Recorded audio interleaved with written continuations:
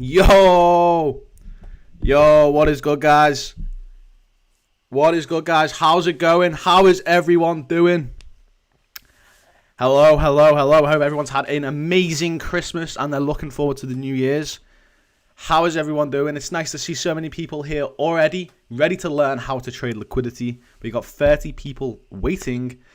Good evening, guys. Good afternoon. Good morning. Wherever you are, I hope you're having an amazing day. I hope you're having an amazing Christmas and New Year's soon.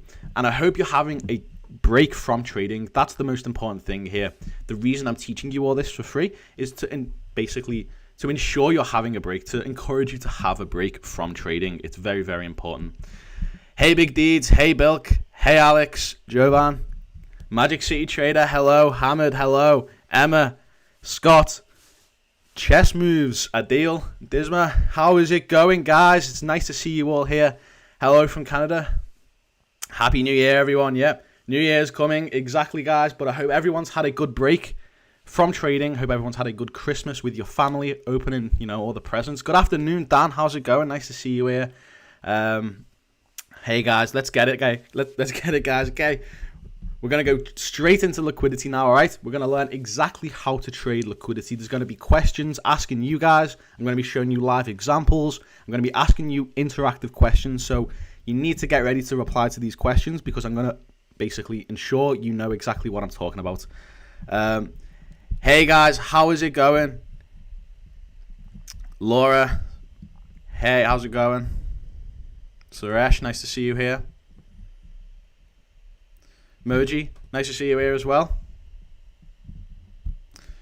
Dr. Rohit Singh, hello there. Right, let's get it, guys. We've got 53 people in the stream at the moment. Like the stream if you're ready to get started. This is going to be crazy. Hi, Little Legs. Hi, Abby. Nice to see you here. Hello, everybody. Hey from the Netherlands. Nice to see you here. Hello from Greece. Right, guys, let's get it, okay? We're going to jump straight into liquidity. In this lecture, we're going to be going over everything you need to know about liquidity. There's going to be, the simple stuff like liquidity sweeps and what liquidity is. Then we're going to be covering ERL and IRL, how to apply it with AMD, how to apply it with fair value gaps, how to differentiate liquidity sweeps from a break of structure and a change of character using ERL and IRL. It's all very, very important stuff. Now, most people or most beginner traders lose money because they do not understand what liquidity is. So we're going to get started by showing you exactly what liquidity is. Basically, I've got a bunch of examples lined up, and we're also going to jump onto the charts where I'm just going to show you an example. Make sure you've got your keyboard ready, you've got your notepad ready. You need to be making lots and lots of notes. This is very, very important. But yeah, we're going to be making notes. We're going to be asking you questions, and you're going to be asking me questions. So at the end of this lecture, whatever question you have, I want you to ask it at the end, and I'll get back to every single question. Now, another thing as well, we are doing a giveaway for this, and it was going to be a funded account, but I've changed my mind. We're going to be doing access to the course, to my mentorship, basically, teaching you exactly how to trade like me. So one lucky person today, at some random time throughout the lecture, I'm going to pick one person, and that person is going to win that access. So make sure you stay tuned for that as well. At some random point throughout the stream, I'm going to be giving away access to my course completely for free, celebrating the new year. And yeah, other than that, guys, let's get started. Like the stream if you're ready to learn what liquidity is, and let's get into it. So as I said, most beginner traders struggle because they do not understand what liquidity is. So we're going to be starting off by learning liquidity, just the basic stuff. What is liquidity? Liquidity is the foundation of institutional trading. It's the whole idea of price. Write this down, okay? Price does two things, and I want you to write this down. One, it seeks liquidity.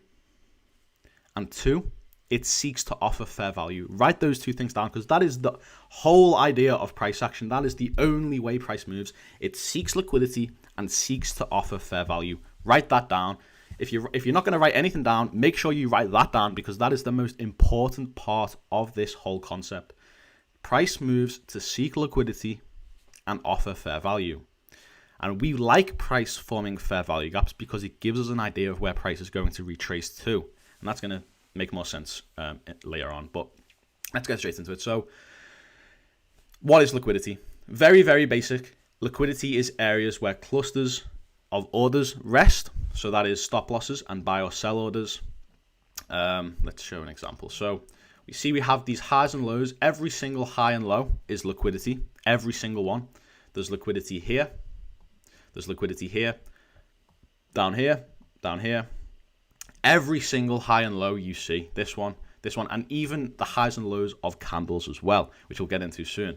But really, you want to be looking at the overall range on this. So every single move, even in like a very small retracement like we have right over here, this one here, there's highs and lows. Here's liquidity over here and liquidity down here as well. You can see we take this high out, which was liquidity, which was a liquidity sweep, which we're going to be moving on to soon. But that is what liquidity is. Liquidity is areas where orders rest.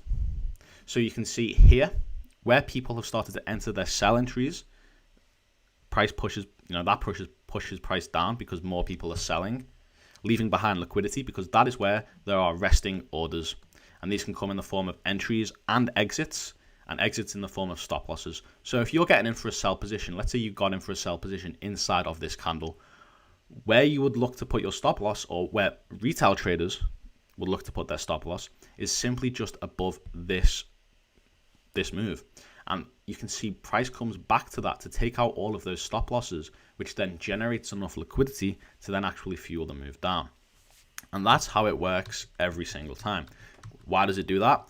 Because price seeks liquidity and seeks to offer fair value. Hey Gustavo, nice to see you here. And yes, Hannah, that is correct. 1, price seeks liquidity, and 2, offers fair value. That's it. Every single time, every single move is either towards liquidity or to offer fair value. And that is it. Now, that is what liquidity sweeps are, or that's what liquidity is. It is buy-side liquidity. There's two types of liquidity. There's buy-side liquidity, which is highs, and sell-side liquidity, which is lows. As I've just shown you, every single high and low is liquidity. So what would this be? If buy-side liquidity is all the highs, and this is the high, what would this be? Would this be buy-side liquidity or sell-side liquidity? Answer that question in the chat, guys. Is that buy-side or is that sell-side liquidity?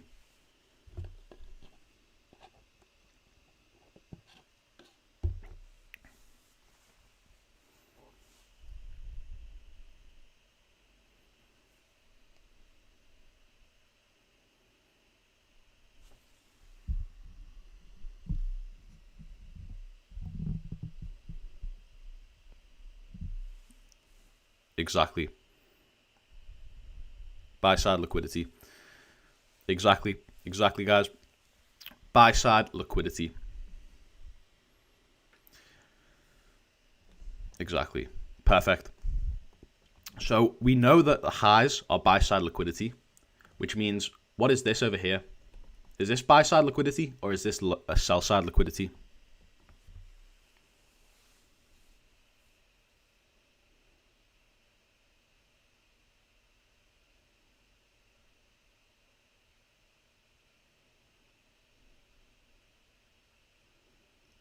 Exactly.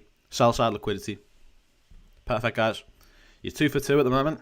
You got buy-side liquidity. You got that perfect. And sell-side liquidity. Perfect. Exactly, guys. Nice work, Gustavo. That's what buy-side and sell-side liquidity is. It is highs and lows. I just wanted to make sure everybody knew that. We're all on the same page. And clearly we are. Every person has said sell-side liquidity. That's great to see, guys. So that's what liquidity is. It's buy-side liquidity and sell-side liquidity. Buy-side liquidity is highs, as you guys know, and sell-side liquidity is lows. Now, institutions and institutional traders like big banks, think of JP Morgan, HSBC, Barclays, there's a few others, but they're the main big ones.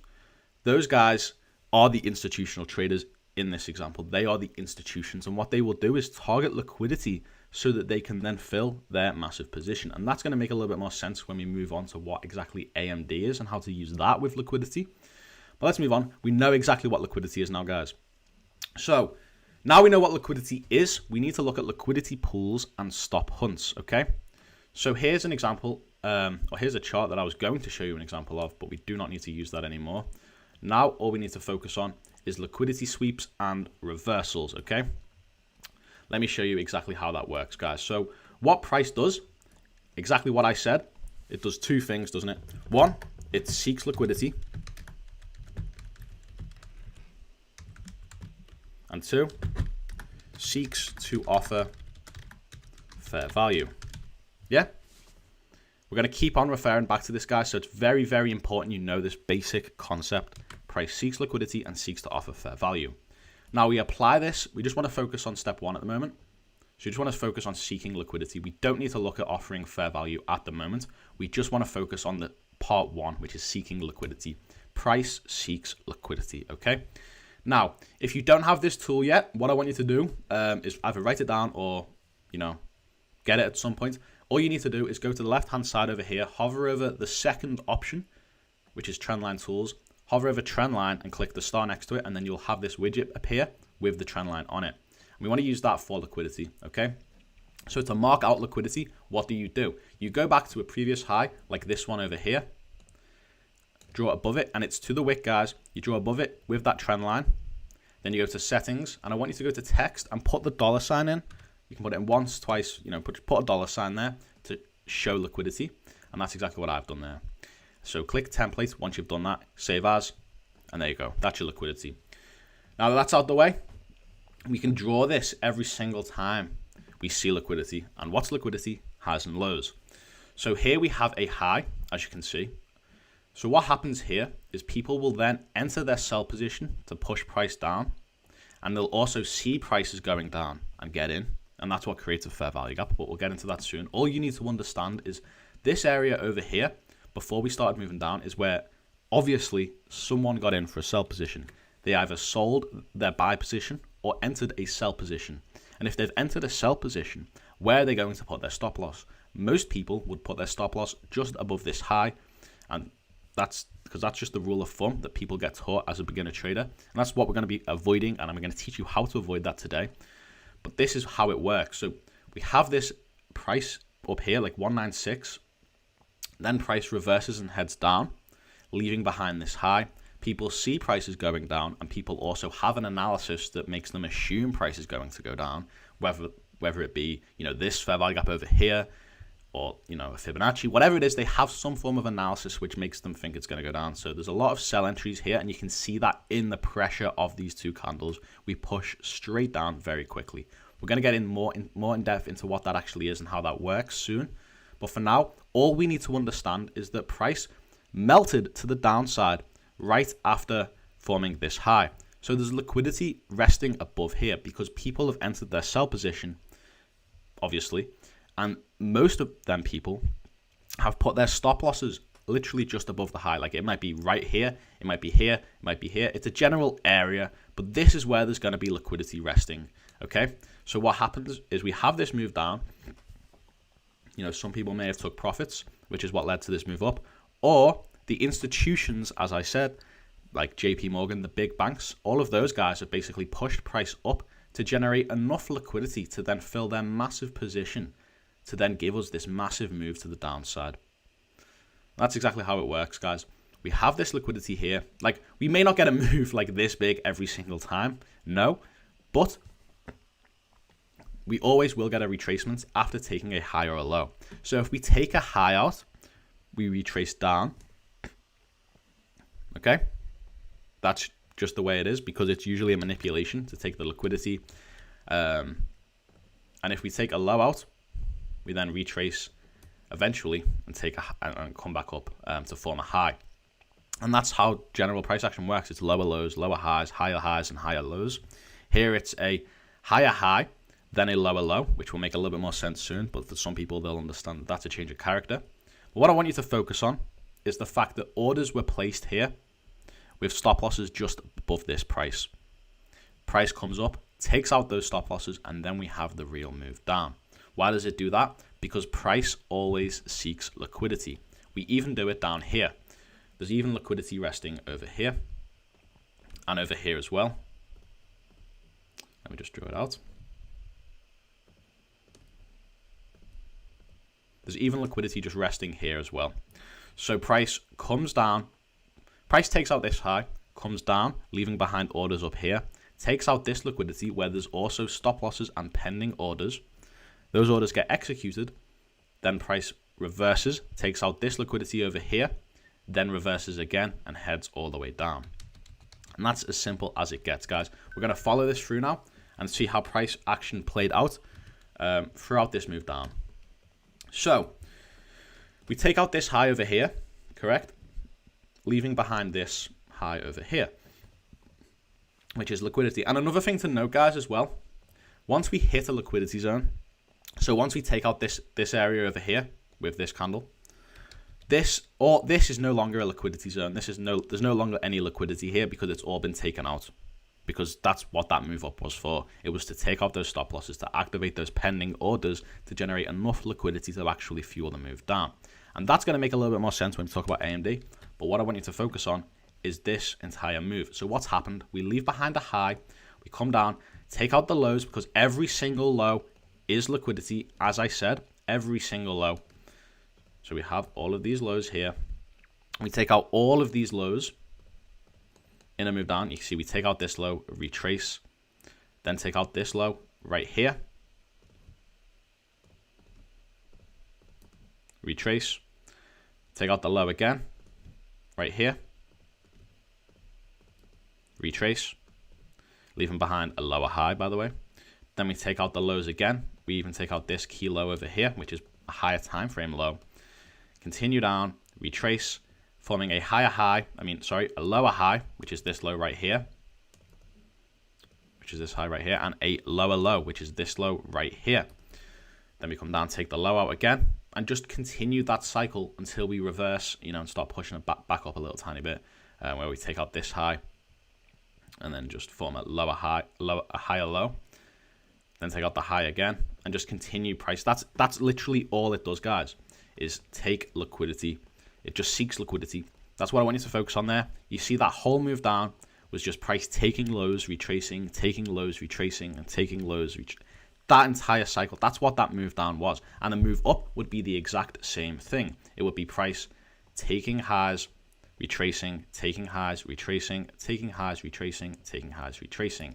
And that is the trend. That is an uptrend where we have higher highs, which are these, where there's liquidity resting, and higher lows, which is these lows, where there is also liquidity resting. Okay, that's a very basic concept, and you need to understand this in order to understand how ERL and IRL works, which I'm going to show you in just a moment. But for now, I want you to focus on the fact that price just seeks liquidity. Just focus on price seeking liquidity.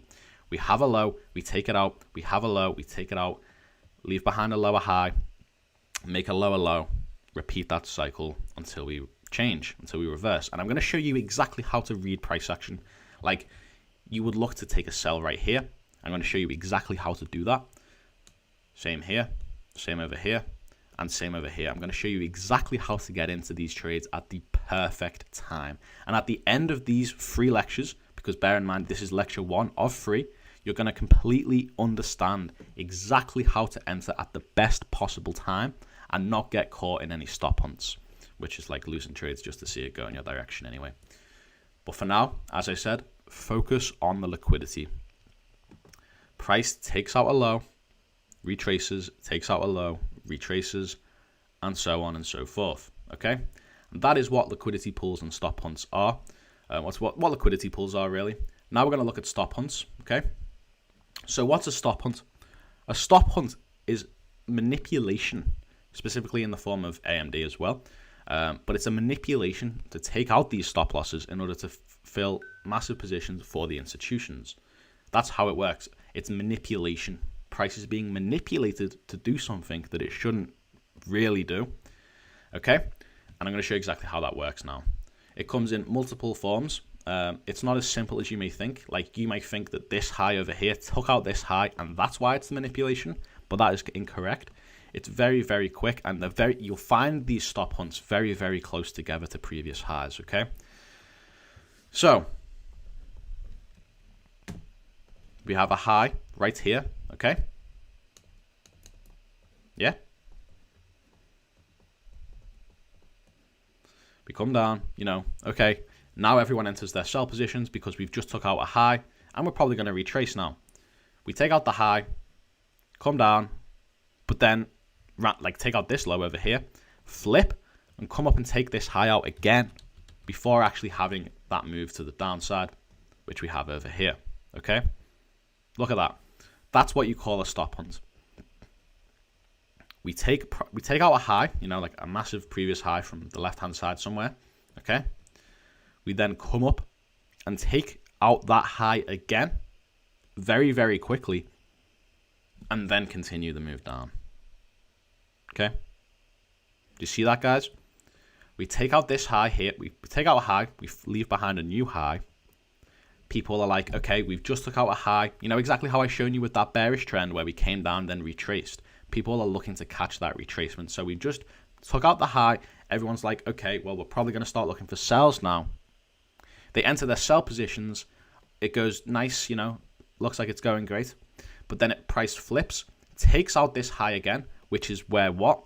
Rests pending orders in the form of stop losses and, you know, market executions like sell orders and buy orders. But specifically, we want to focus on OCO orders, which are stop losses and take profits. Stop losses are resting here, okay? Price takes that high out and then fuels the actual move down, okay? So this is what that manipulation looks like. The same thing happens here on a lower time frame. If we zoom into these two candles right here, you can see the price forms a high on this candle, then takes out the high of that candle in the next candle, only to then actually have the move down. Price then takes out the low, comes up, takes out the high, comes down, takes out the low, comes back up in the stop hunt to take out these orders, then has a nice move to the downside with no manipulation. As you can see, we do not come back up anytime soon to take out this high that we left behind because there was no manipulation there. This was the manipulation, okay? Does that make sense, guys? Now I'm going to ask you a question, and I want you to reply with what you think the answer will be, okay? Just give me 1 second to set it up for you.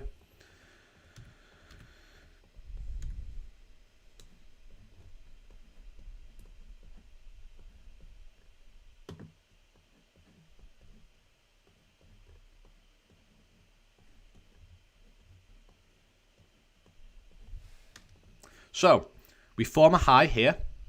Okay, we form this high right here. I'm going to mark that out for you now. There's liquidity right here.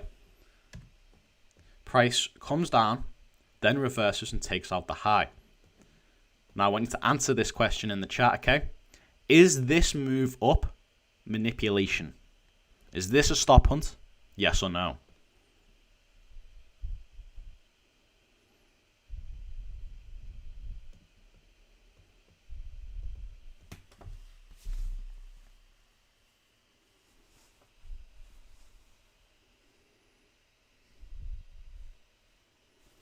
Is this a stop hunt?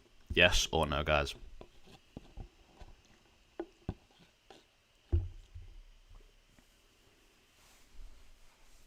Okay.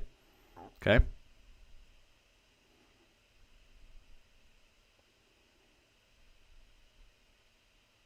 Exactly, guys.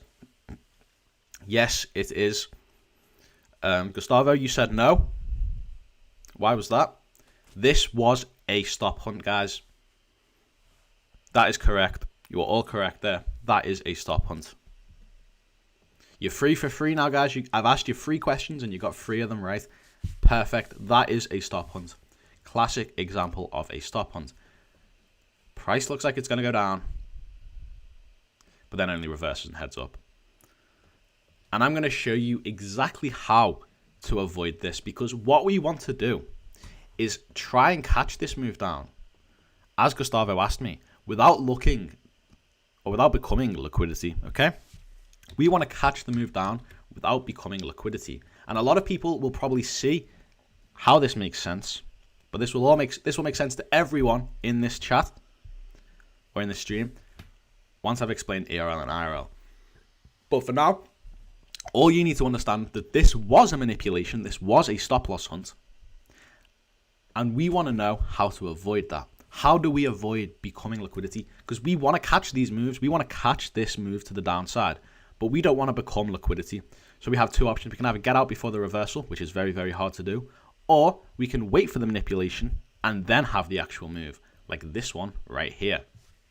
Okay, so that's what a stop hunt looks like, guys. Price comes down, reverses very, very quickly to take out the liquidity that it's just formed, which is a stop hunt, and then has the move.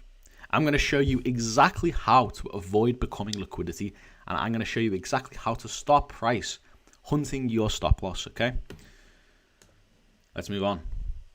So, liquidity as market fuel. Very, very simple concept. All you need to understand is that liquidity sweeps fuel, liquidity sweeps fuel market moves, okay? And that is how AMD works. I'm going to show you exactly what AMD is and how that works tomorrow. As I said, at the end of this free lecture program, you will know exactly how to trade like me. You're going to have a few questions left at the end of this stream, but I want you to take into account everything I'm teaching you right now. Make sure you're making notes. Make sure you're taking notes. And as I said, if there's any questions, ask me them at the end, and I will get back to every single question. Now, liquidity is what fuels the markets, okay? And this comes in the form of accumulation, manipulation, and distribution. What is AMD? What is AMD? Okay. AMD is three things. It is an accumulation. You've probably seen my video. It's an accumulation, manipulation, and distribution. Okay. Now you understand how stop loss hunts and liquidity works. This manipulation here takes out the highs. Yeah. Takes out the highs and then reverses and comes down. But how does this work? Why does it do this? We know that it does it. We know that price will manipulate to take stop losses, to activate pending orders, to fuel liquidity. We know price seeks liquidity, but why does it do that? Why? I'm going to show you why right now, okay? First things first, you need to understand that price or trading in general is a zero-sum game. Zero sum. Write this down too, guys. Trading is a zero sum game. If you're making $500,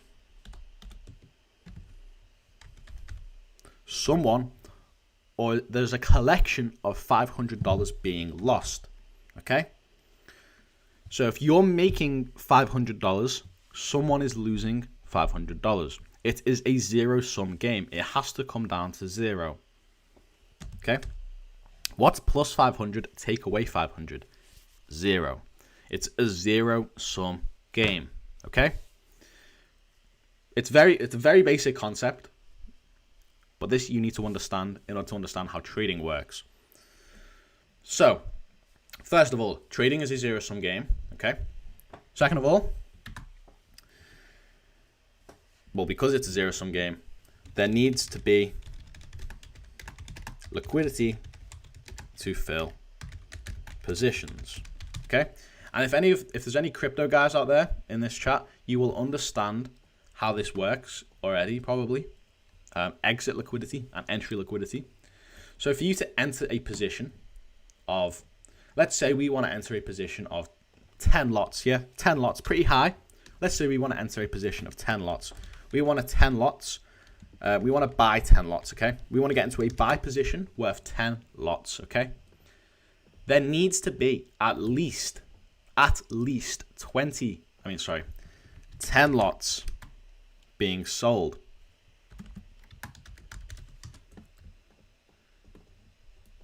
Someone think of it like the markets, think of it like a shop. If you want to go out and buy a Lucasade, if you want to go out and buy a pack of Doritos from the shop, someone needs to be selling a packet of Doritos for you to buy it. If no one's selling any Doritos, you're not going to be able to buy any Doritos, are you? Think of it like that. If no one's selling Doritos, you can't buy Doritos. If no one's selling 10 lots, if 10 lots are not being sold, you cannot buy 10 lots. And it works the other way around as well. If you want to get in for a sell position and you want to sell 10 lots to someone needs to be willing to buy 10 lots off of you. Now, when you get in for a trade, it happens very, very quickly because there is lots and lots of volume in the markets, especially in Forex. It's the highest traded market in the world. If you're buying 10 lots, someone needs to be selling 10 lots to you. If you're selling 10 lots, someone needs to be buying 10 lots off of you. Simple business structure. Yeah? Supply and demand, basically. So, 1, trading is a zero-sum game. If you're making $500, someone's losing $500, which equals 0. 2, there needs to be liquidity to fill positions. If you're buying 10 lots, someone needs to be selling 10 lots. Write this down. If you're buying 10 lots, someone needs to be selling 10 lots. And if you're selling 10 lots, someone needs to be buying 10 lots off of you. Now, in trading, in Forex specifically, it's very, very easy to get in for a position because there's just always enough liquidity for retail traders who only trade smaller lot sizes like this one. And there's no issue at all. But sometimes, and most of the time, there's not enough liquidity to fill a big bank's position. So, as I've just said, if you want to buy 10 lots, someone needs to be selling 10 lots. So let's say a big bank, let's say JP Morgan, we all know who that is, yeah? That bank, we all know what that bank is, JP Morgan. If they want to buy, let's say 10,000 lots, yeah? If they want to buy 10,000 lots, someone needs to be selling, or there needs to be a collection. It doesn't have to be one person. It can be a collection. So I could sell 1,000, you could sell 1,000, someone else could sell 8,000, and that would equal 10,000. It doesn't have to be one person, but typically someone would have to be selling 10,000 lots. Think of it like this. You know how, let's say, Starbucks, yeah? Starbucks, yeah, can you all see that? Let's say they need to buy 10 billion cocoa beans, yeah? Or coffee beans. 10 billion coffee beans. Starbucks want to buy 10 billion coffee beans. If there's no one selling 10 billion coffee beans, or there's not 10 billion coffee beans being sold, they're not going to be able to buy 10,000 coffee beans, are they? Okay? And now, that was a random choice because I have a Starbucks right next to me, but it's exactly the same thing for everything. If I wanted to buy this deck of cards, someone has to be selling this deck of cards. If I wanted to buy this phone, someone, or Apple specifically here, had to be selling this phone in order for me to buy it. If I wanted to buy this watch right here, someone needed to be selling this watch. If I wanted to buy these AirPods, someone needed to be selling those AirPods to me. And it's, as I've just said, how it works for us, it works for them, because Forex is the same thing. If JP Morgan want to buy 10,000 lots, someone needs to be selling 10,000 lots. Okay? But this doesn't happen all the time. Barely ever there is just 10,000 lots sitting around ready to be sold. So when JP Morgan want to buy 10,000 lots, sometimes there is not 10,000 lots being sold. So they have to manipulate price to do this when there isn't enough liquidity. Institutions have to manipulate, remember that word from what we just spoke about, stop loss hunts? They have to manipulate price to generate enough liquidity. Okay, guys? So, let's recap. Trading is a zero-sum game. If you're making $500, someone is losing $500. Okay? That's rule number 1. Rule number 2. There needs to be liquidity to fill positions. If you're buying 10 lots, someone needs to be selling 10 lots. You know? If I want to buy this coffee, someone has to be selling this coffee, or I won't be able to buy it. Apply that to trading, and apply that to big banks with big, massive orders, because they trade with billions and billions of dollars. If they want to buy 10,000 lots, someone would have to be selling 10,000 lots. But what happens when no one's selling 10,000 lots? Or there's not enough lots being sold for them to buy? They manipulate price to generate enough liquidity. And why do they do that? Because trading's a zero-sum game and there needs to be liquidity to fill positions, okay? Now that you understand that, we can look at AMD, but let's just draw this out again. So, let's just simplify it. JP Morgan want to buy 800 lots, okay? They want to buy 800 lots. We're going to put a B here for buy. They want to buy 800 lots, but there's only 600 being sold. We're going to put an S here for sold. S, B. Buy 800, sell 600. They want to buy 800 lots, but there's only 600 being sold. So what do? Because trading is a zero-sum game, and when you enter a buy position, to get out of it, you have to enter a sell position. Like when we buy 10 lots, we have to then sell 10 lots to get out of that trade. When we sell 10 lots to take a short position, we then have to buy 10 lots to get out of that trade.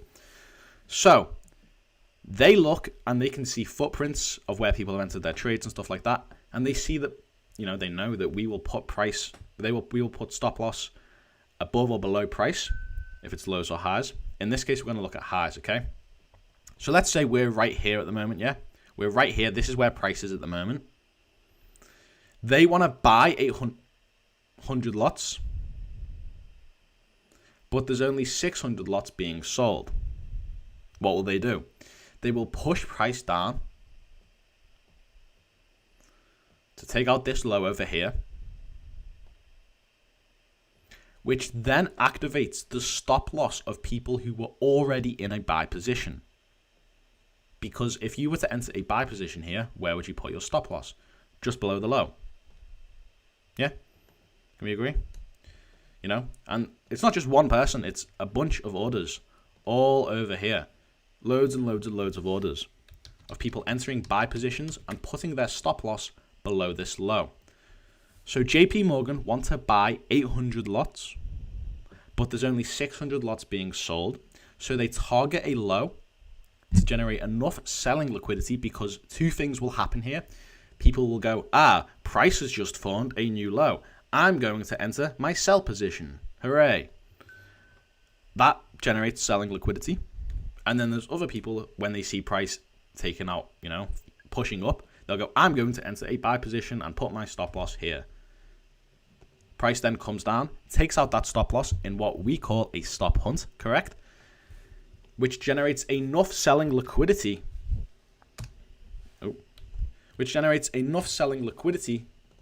Let's say it hypothetically makes 200 lots being sold to then fill their massive position. So they want to buy 800 lots, okay? There wasn't enough there, so they generated liquidity. They manipulated price to generate liquidity, because there has to be enough liquidity in the markets. If you're buying 800, someone has to be selling 800. So they manipulate price to generate liquidity. So now we have 800 lots here being sold. Then they fill their position, and then we get the distribution move. Now let's go through that in the actual example that I've drawn here, okay? So price accumulates, which is a generation of liquidity, because there's there's lows and highs here.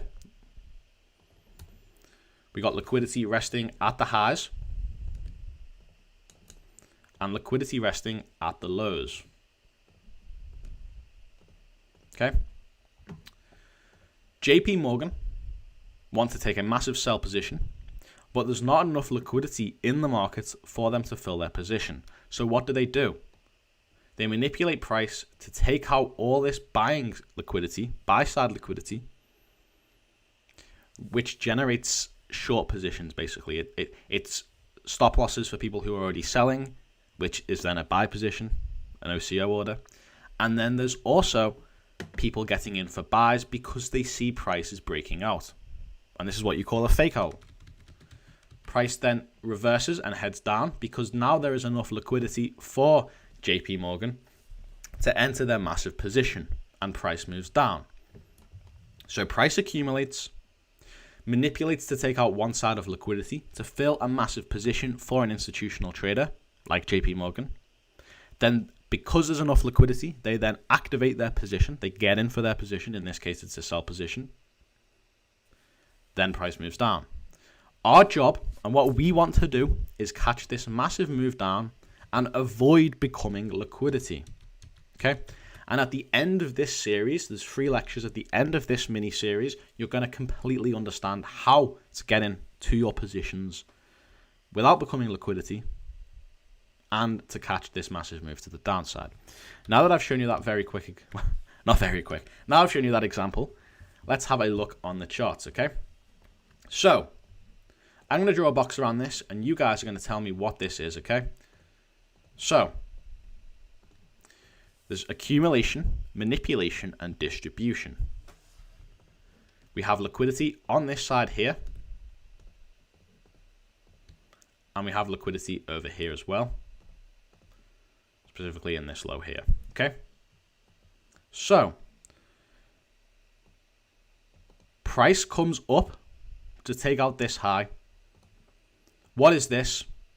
Is this manipulation? Yes or no? Answer that in the chat, guys. Is this manipulation? Yes or no?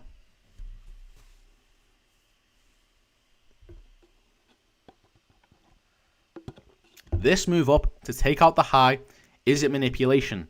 Yes or no? This move up to take out this high, is it manipulation? Yes or no?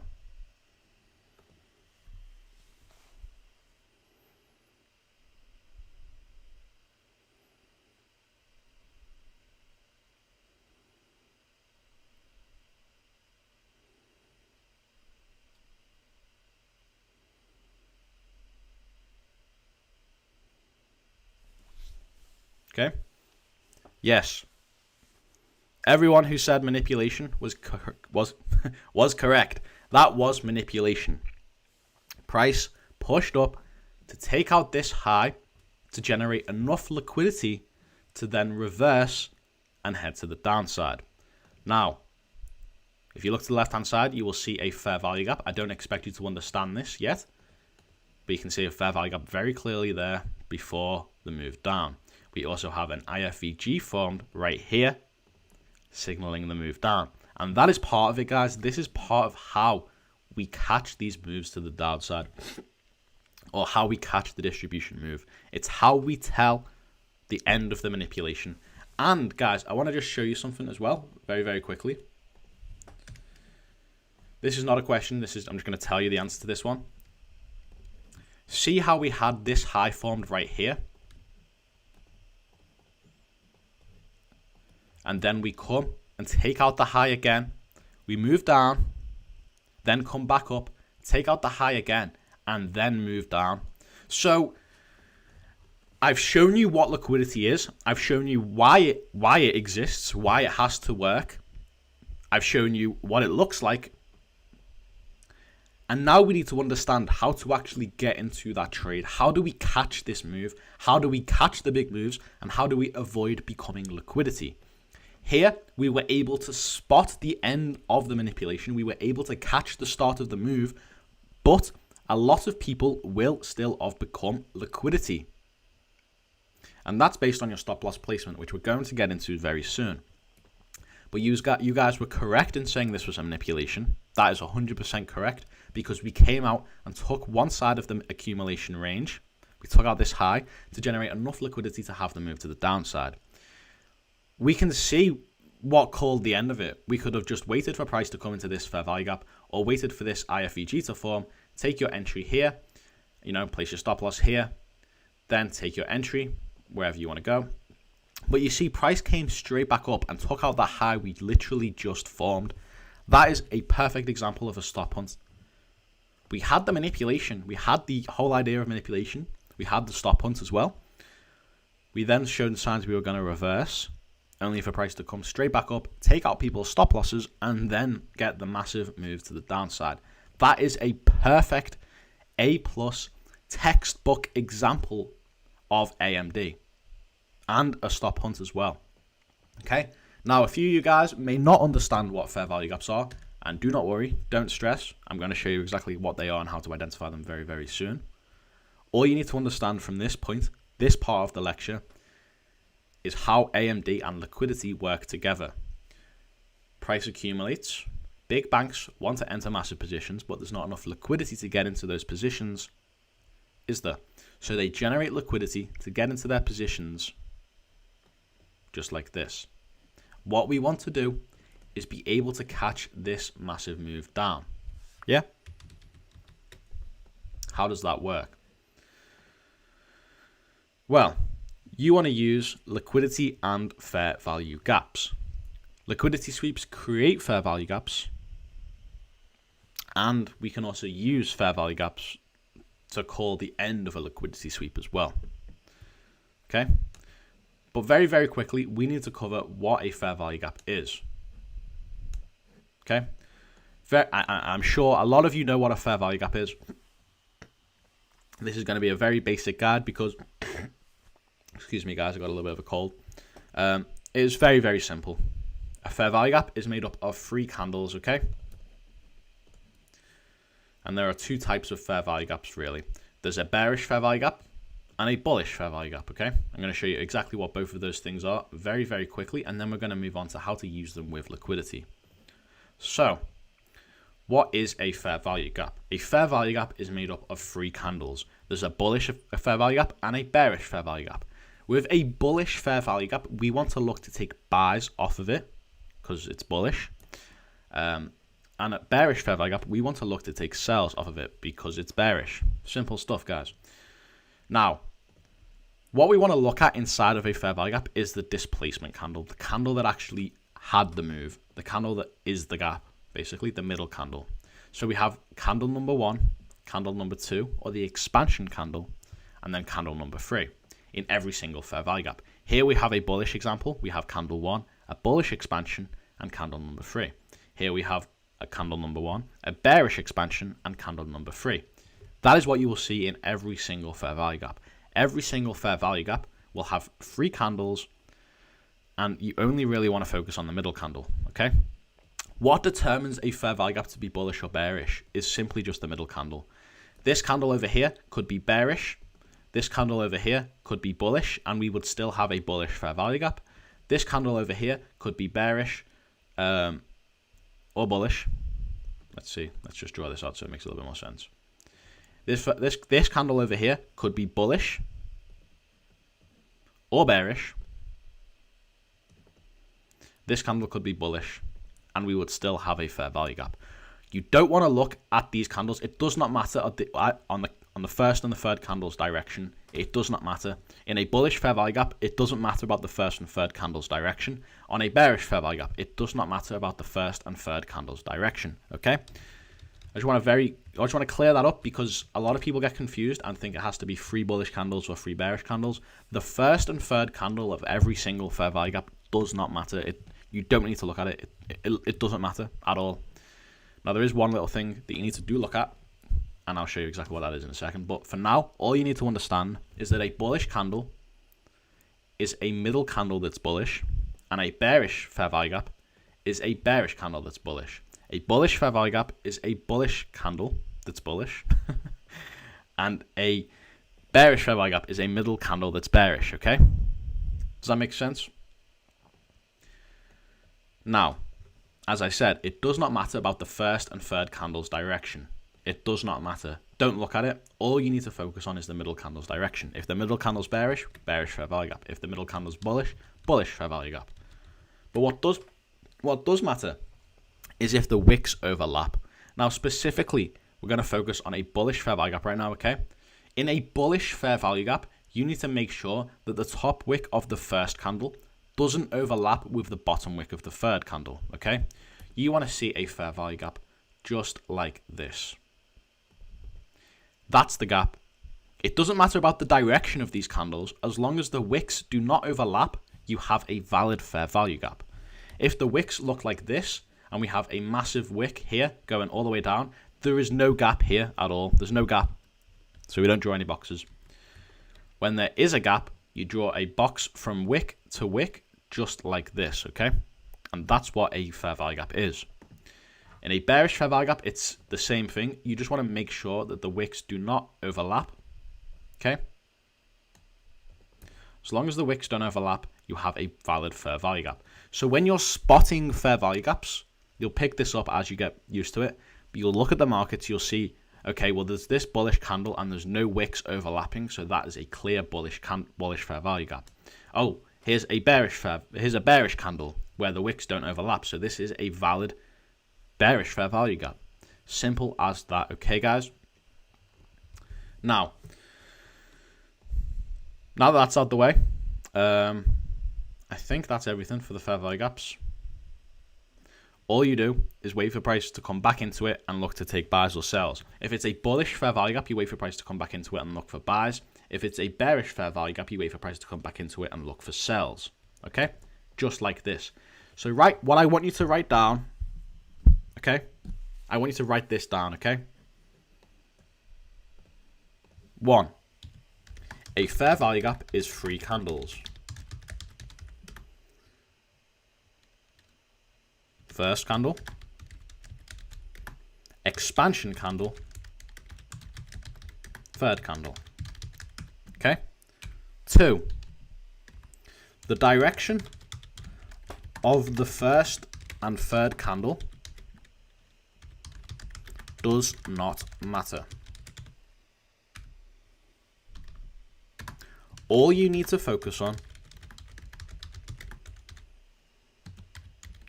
is the expansion candle.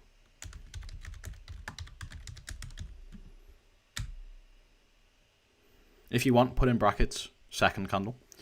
4. If the expansion candle is bullish, the fair value gap is bullish. 5. If the expansion candle is bearish, the fair value gap is what? It's bearish. Okay? Very simple stuff, guys. Now, point 6. Make sure the wicks do not overlap the expansion candle. Step 7 is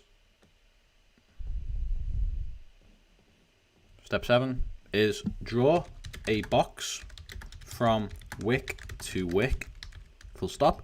That is your fair value gap. 8, look to buy when price retraces to a bullish fair value gap. 9, look to sell when price retraces to a bearish fair value gap. Okay? That is all I want you to focus on right now.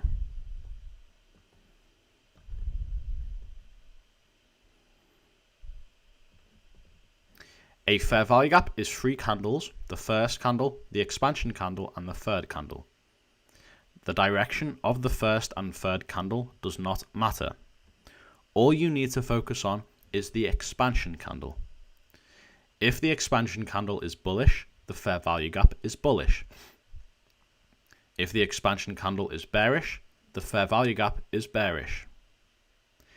Make sure the wicks do not overlap the expansion candle. Then draw a box from wick to wick. That is your fair value gap. Look to buy when price retraces to a bullish fair value gap, and look to sell when price retraces to a bearish fair value gap. Okay? I'm going to give you just a couple seconds to make sure you get that down, and then we're going to move on to the next subject. Okay, guys?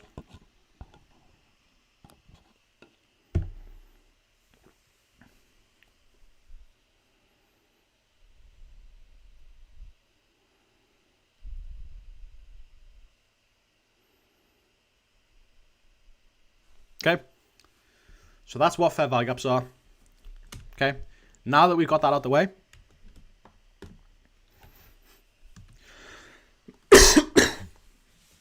we can move on to the next subject.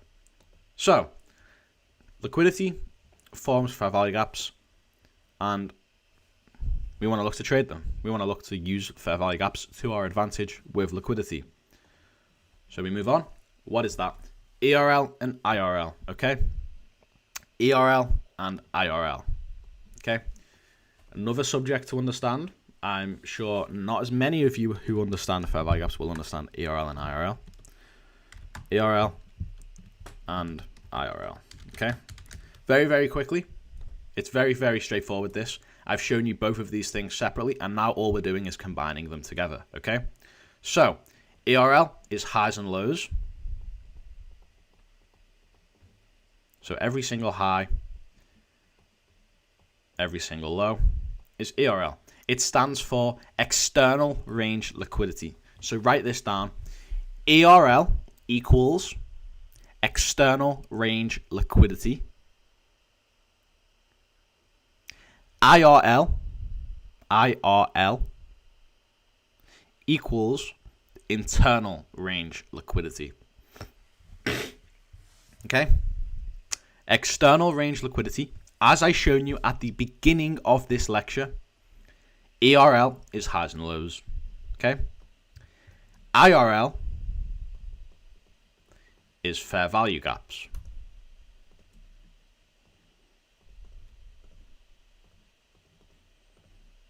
So, write this down. ERL equals highs and lows. IRL equals fair value gaps. So you know how to look for liquidity, highs and lows. You know how to look for fair value gaps.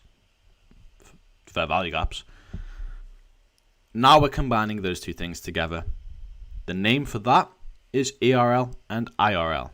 External range liquidity, highs and lows, and internal range liquidity, inside the range, fair value gaps.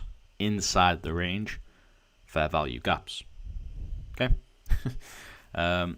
Exactly. As Abby has just said, internal range liquidity and external range liquidity. Write that down. Gonna give you a couple seconds to write that down. Okay?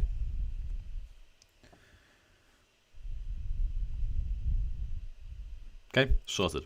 So, we know what ERL is, and we know what IRL is now. Let's look on the charts to see examples of it. So here is a example of ERL and IRL, okay? What I want to focus on is this move up right here.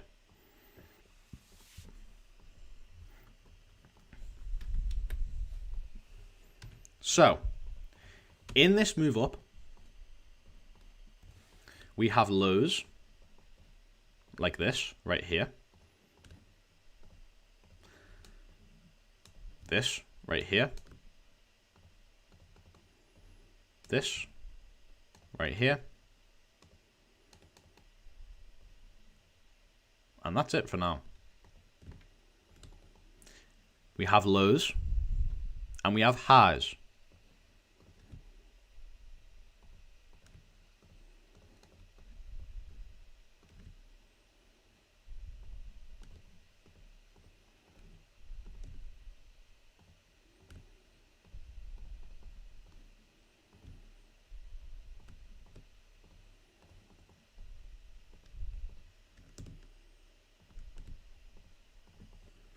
So, ERL, IRL. ERL is highs and lows. Correct? IRL is fair value gaps.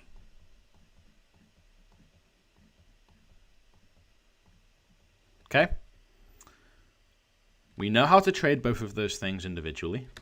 Now we're combining both of those things, okay?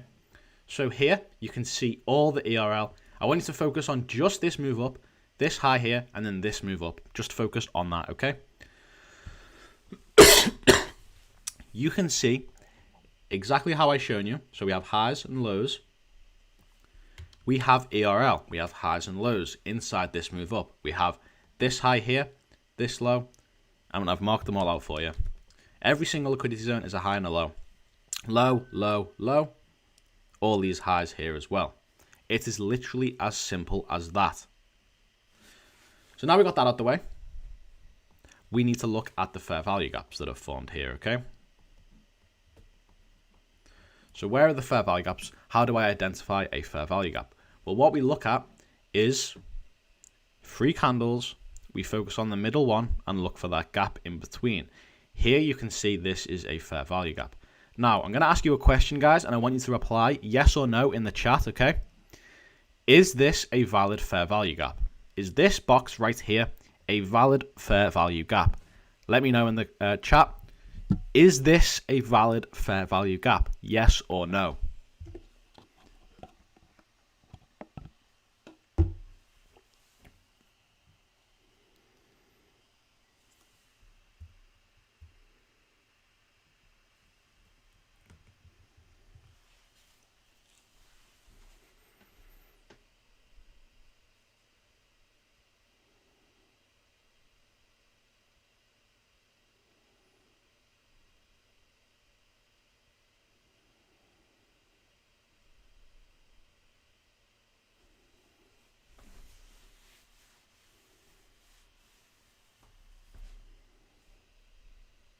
Okay.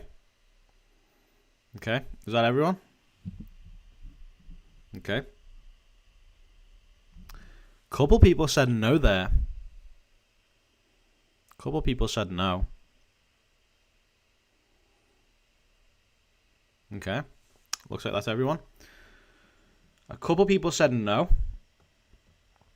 And I just want to talk about fair value gaps again. So, here we have 3 candles, okay? We have this bearish one right here, this bullish one right here, and this bullish one right here. That is our 3 candles, okay? Focus just on those 3 candles. So what is a fair value gap? We look at the expansion candle, and then we look to see if the wicks have overlapped. So we look at the first and the third candle and see if the wicks have overlapped. As you can see, the wicks have not overlapped. There is a gap in between those wicks. So we had the first candle, we then had the second candle, which is the expansion candle, then we had the third one. As you can see, there is a gap in between those wicks. That is the fair value gap.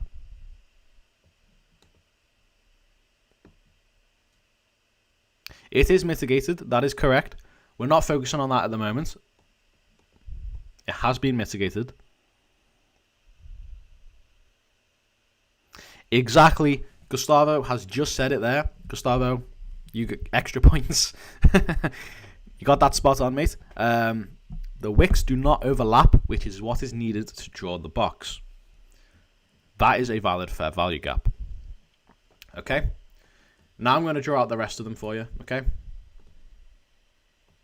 You don't need to tell me if these are right or wrong. I'm going to draw them out for you, and I want you to focus on the actual move. Focus on the ERL and IRL of this move, okay?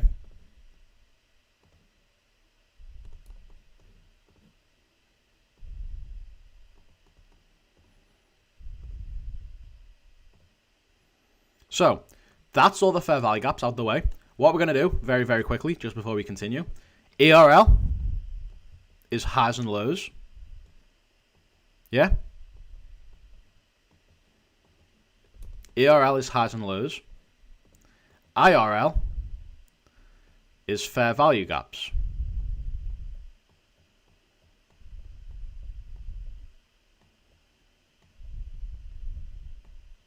Okay? ERL is highs and lows. IRL is fair value gaps. Now if we look at this, you can see, remember to just focus on this bullish move. You can see highs and lows and fair value gaps. Now this is very messy because there's a lot of fair value gaps here, but this is ERL and IRL. This is how it works. What does the market do? Let's go back to that, guys. Remember the thing I told you at the very start of this lecture? What does price do? Seeks liquidity, offers fair value.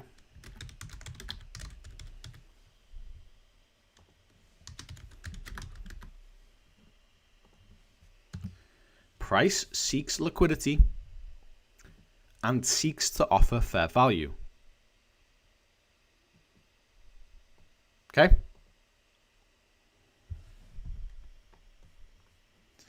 So here, price has seeked liquidity by taking out these highs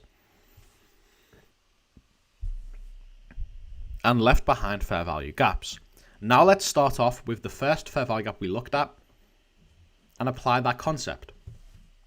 So price seeks liquidity and offers fair value. Here it came up, left behind a fair value gap. Just focus on this move up. It left behind a fair value gap, then came back into it to offer fair value, then moved to the upside, taking out this high. Then it came up again, took out this high, okay? So it seeked liquidity, which was this high. It seeked this high, it took out this high, left behind a fair value gap after taking out the high, respects the fair value gap and continues up. It seeks liquidity and seeks to offer fair value. It seeks liquidity and seeks to offer fair value. It respects this fair value gap, this bullish fair value gap, which we look to take buys from.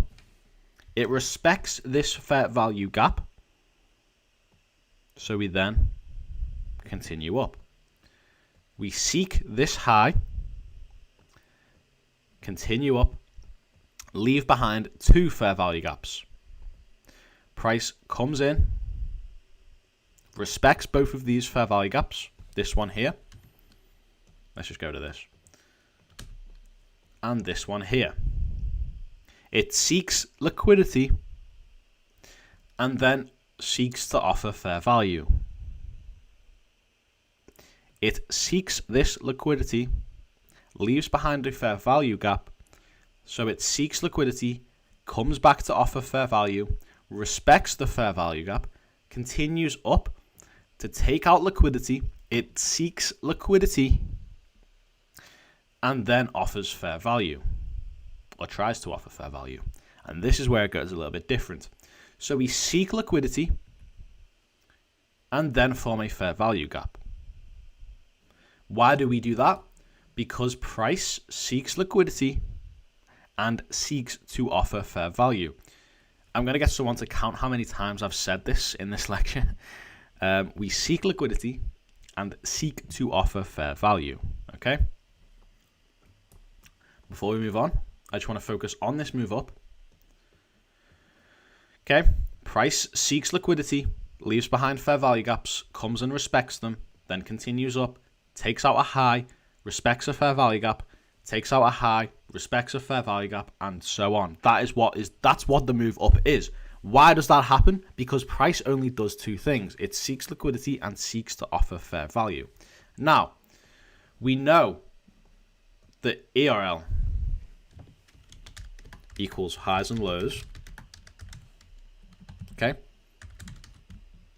And IRL equals fair value gaps. Okay? As I've just shown you, price took out a high and then came to a fair value gap. So what we could say is that price goes from ERL to IRL. Okay? So price takes out the high, then comes to fair value gap. So it goes to the high, which is the ERL, and then goes to the fair value gap, which is IRL. So it goes to ERL and then to IRL. So price goes from ERL to IRL. It goes from the high because it seeks liquidity, then it goes to the fair value gap because it seeks to offer fair value. It goes from ERL to IRL. Write this down. Price goes from ERL to IRL. Okay?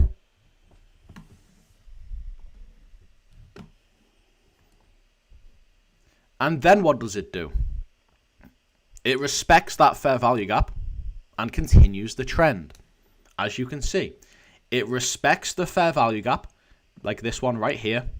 It respects the fair value gap. It offers fair value and then seeks liquidity. It takes liquidity. It takes ERL, comes to IRL, respects IRL and goes to ERL. So you could say that price goes from ERL to IRL, goes from the high to the fair value gap, then it goes from IRL to ERL. So price goes from the high to the fair value gap, then price goes from the fair value gap to the high. Price goes from the high to the fair value gap, then it goes from the fair value gap to the high. It goes from ERL to IRL, and then IRL to ERL. So what you can do, I want you to write down price goes from ERL to IRL. Write that down. Price goes from ERL to IRL. Then price goes from IRL to ERL. Price goes from ERL to IRL. Then price goes from IRL to ERL. And what you can do is draw a little diagram. You can go E for ERL. A few of you would have seen this. You can draw E for ERL, then an arrow to I. Price goes from E to I. It goes from ERL to IRL. It goes from the high to the fair value gap. Then it goes from the fair value gap back to the high. It goes from the high to the fair value gap, respects the fair value gap, and then goes to the high. It goes from the high to the fair value gap, then from the fair value gap to the high. Okay? ERL is highs. ERL is highs and lows. IRL is fair value gaps. ERL stands for external range liquidity because it's outside of the range. IRL stands for internal range liquidity because it's inside the range. So external range liquidity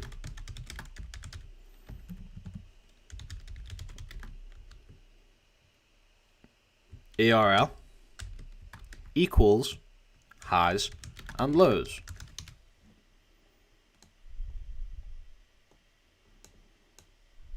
Okay?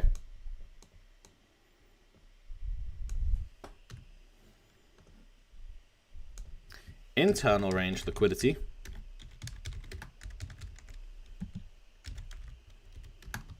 or IRL equals fair value gaps.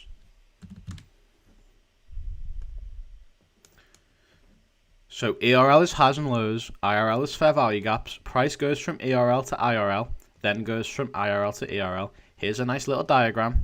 Price goes from E to I, then from I to E. Let's apply that to this drawing, or this chart. Price takes out the high. Price takes out the high, which is ERL, then comes to the fair value gap, which is IRL. Then from the fair value gap, it goes to ERL, which is this high over here. And that is what happens throughout this entire move up, okay? Now I want to move on to what happens here. So, price takes out this high.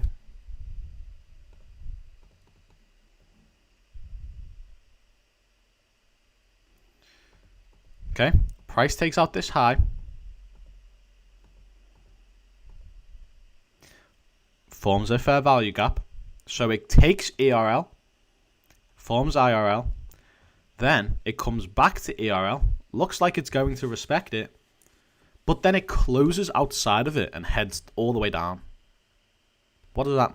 What? I thought price was only supposed to respect the fair value gap and then go back up to ERL. I thought price was supposed to take out the high, respect the fair value gap, then take out the high again. What? What the flip?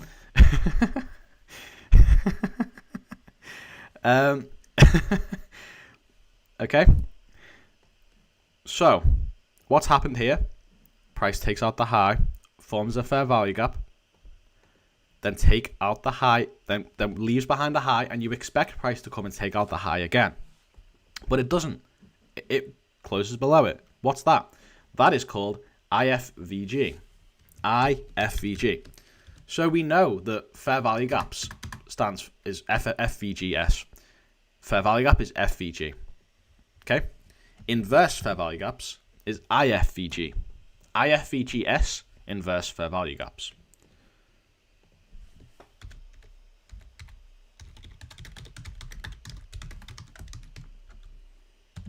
Okay? So what's that? So we know what a fair value gap is, don't we? We know that. It's 3 candles. Doesn't matter about the direction of the first and the third. All that matters is the direction of the second. Okay? Here we have a clearly bullish fair value gap. Because why? Because the middle candle is bullish with the wicks here.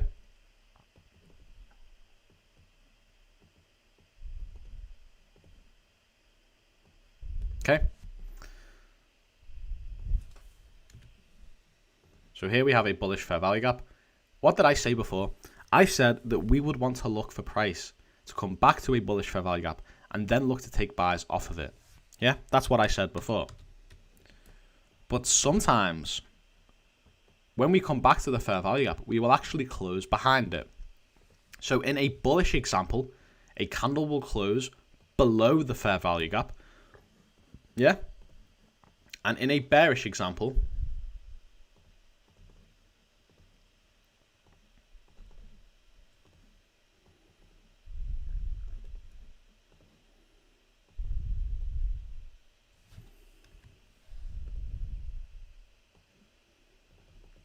price will close above the fair value gap. When this happens, this is called an IFVG. So we have inverse fair value gaps, or IFVGs. In a bullish example, it's when price closes below the fair value gap. And in a bearish example, it's when price closes above the fair value gap. So what I want you to do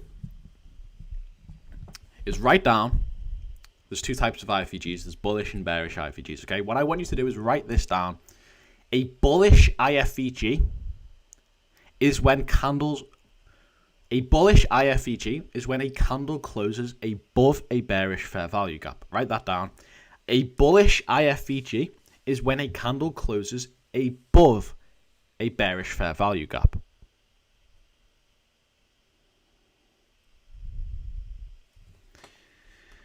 A bearish IFVG is when candle closes below a bullish fair value gap.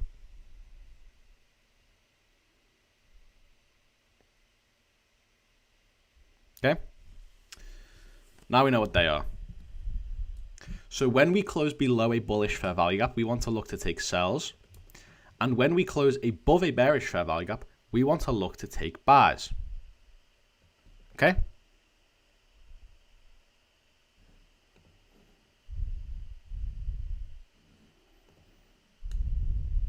Okay?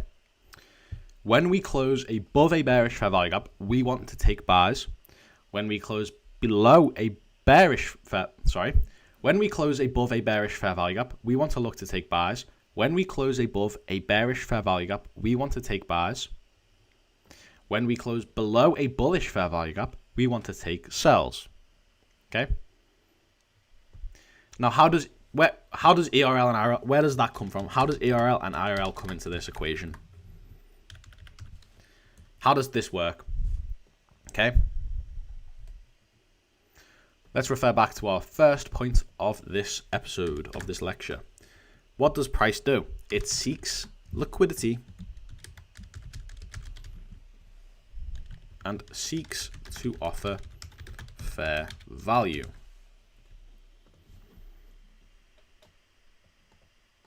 Okay. So, IFVGs are when a candle closes behind a fair value gap.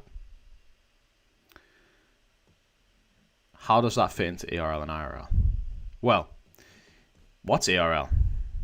ERL is highs and lows.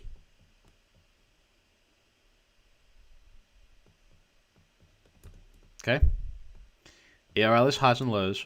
IRL is still fair value gaps.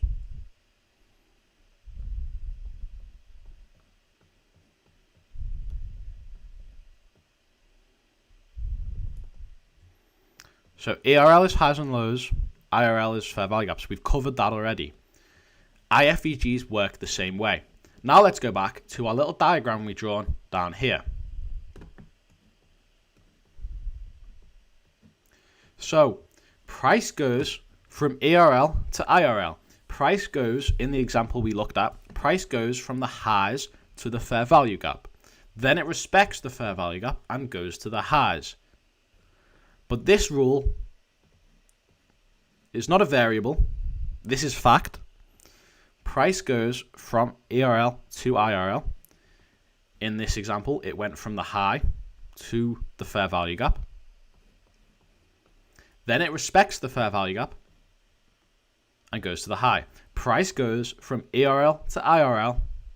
Then price goes from IRL to ERL. You should have written this down already. You should know exactly what this means. Price goes from ERL to IRL, then price goes from IRL to ERL. This is a constant. This is always true. Okay? This is always true. But it does not necessarily always have to respect the fair value gap. So price will go from ERL, to I, which is IRL. Price will go from ERL to IRL, and then back to ERL. It will either respect the fair value gap and come and take the high, or it will disrespect it, which is an IFVG, and then it will travel to the other side of this ERL. So ERL is highs and lows, IRL is fair value gap. Price takes out a high, comes to a fair value gap, respects the fair value gap, then comes to take out the high again. Or price takes out the high, comes to the fair value gap, disrespects the fair value gap, and then goes to the low. A high and a low is ERL. Fair value gap is IRL. Price goes from a high to a fair value gap, then disrespects it and goes to the low.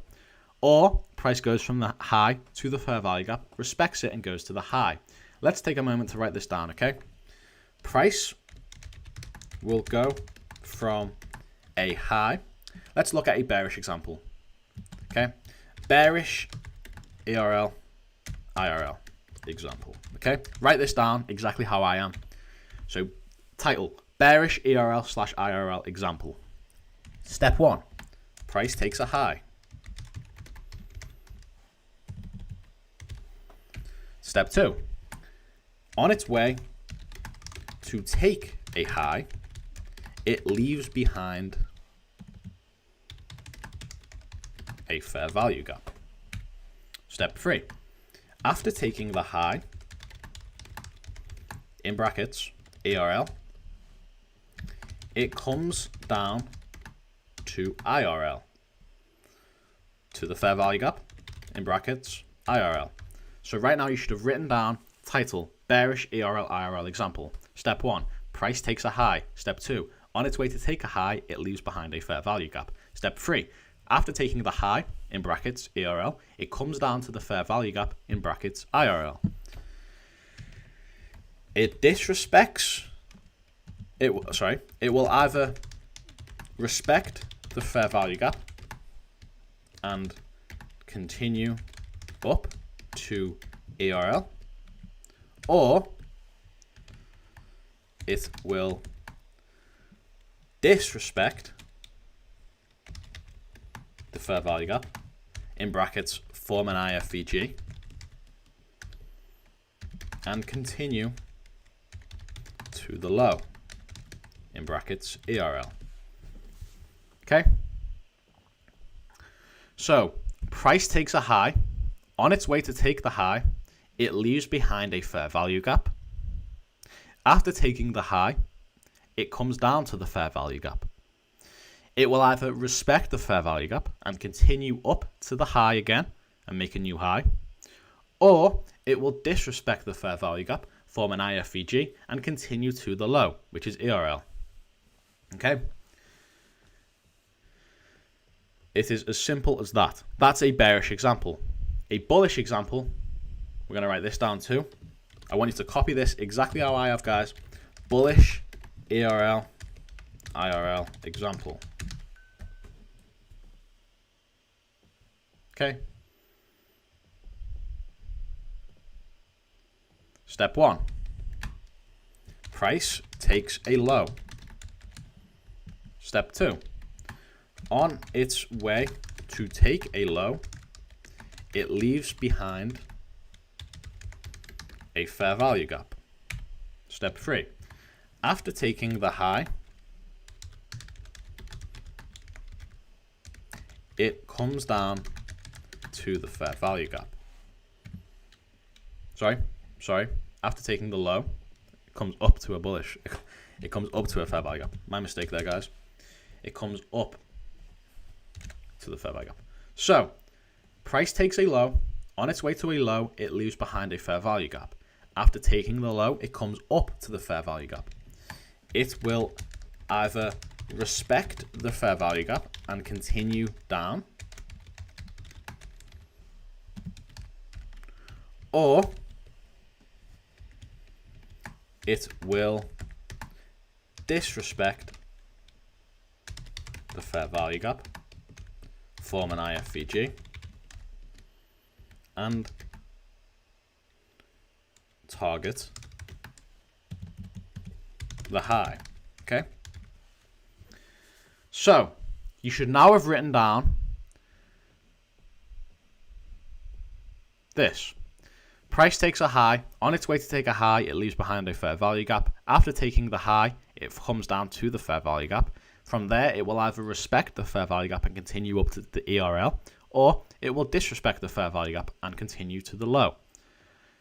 And you should have also written down, price takes a low. On its way to a low, it leaves behind a fair value gap. After taking the low, it comes up to the fair value gap. It will either respect the fair value gap and continue down, or it will disrespect the fair value gap and target the high. Okay? So, now that that's out of the way, all you need to do is draw this. Okay? Draw this diagram. E to I. It goes from ERL to IRL. From there, respects the fair value gap and targets ERL, or disrespects it. Okay, draw this out, and then at the top you want to put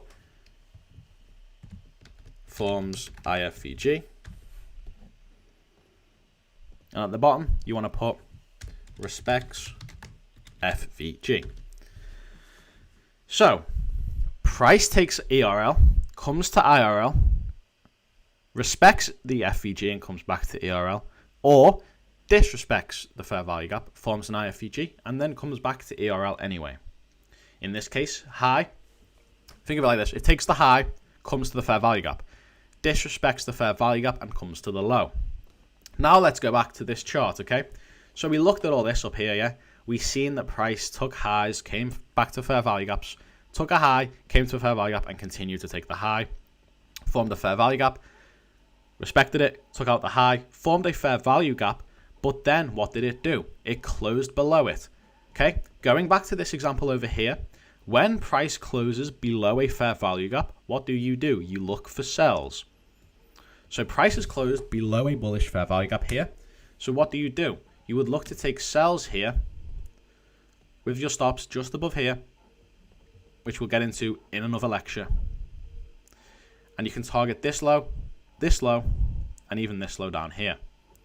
For this example, we target this low, look to manage at this low. I'm going to show you exactly how to trade this soon. All you need to understand is the concept behind it. So price has came up in the uptrend. It has decided to form a fair value gap after taking the high, then respects the fair value gap, takes out the high again, which is ERL to IRL, then IRL to ERL. Here, it takes out the high, forms a fair value gap, disrespects the fair value gap, and then goes to ERL anyway. So it goes from ERL, which is the high, to IRL, which is the fair value gap, disrespects the fair value gap, and then comes to ERL anyway, which is the low. And you can see how this plays out. We just keep on going down. And as you can see, we take out the lows, we take out these lows, and what do we leave behind? we leave behind a fair value gap.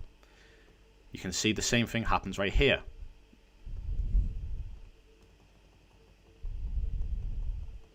We don't really come back to that one. We continue the trend down. But you see, we just do the same thing over and over again. We take out this low, come to a fair value gap, respect it, and just continue the trend.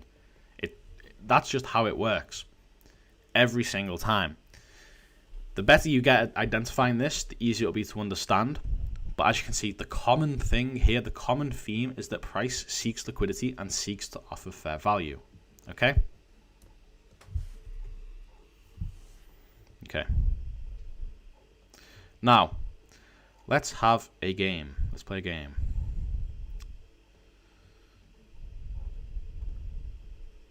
Okay? So, we'll answer all the questions at the end. Price takes out a low here, yeah?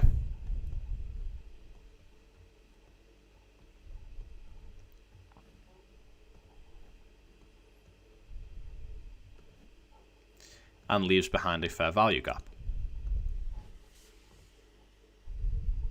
Okay? So price takes out this low and leaves behind a fair value gap. It also leaves one behind here. So we've got two fair value gaps here, yeah?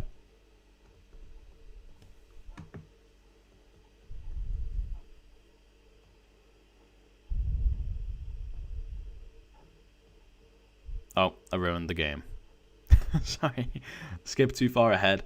Let's see if we can. Okay. No cheating, guys, right? So.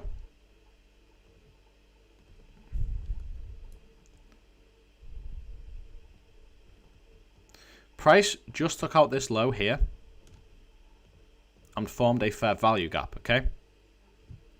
So we have liquidity here, don't we? We have liquidity right here. We took that out, left behind an imbalance. So we took ERL. Now what do? We go back to IRL, don't we? Okay. So we've come back to IRL. Okay. And we are respecting that fair value gap. We're respecting the fair value gap. So if we're respecting this fair value gap, what do we expect to do? Will price come up and take the high, or will price come down and take the low it's just formed? Answer that question, yes or no. Price has respected a bearish fair value gap. Will it take the low, or will it come up and take the high? High or low? Answer that in the chat, guys. High or low? Is it coming to take the high, or is it going to take the low?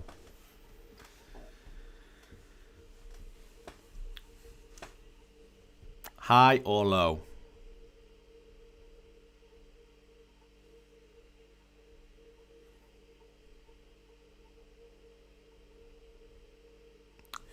Nice, guys. Nice. Nice. Perfect. What I like to see. I think we're 5 for 5 now, I think, or 4 for 4. Exactly, guys. Everyone here. Emma, Alex, Big Deeds, Laura, Rodrigo, Scott, Lennon, Little Legs, Emma.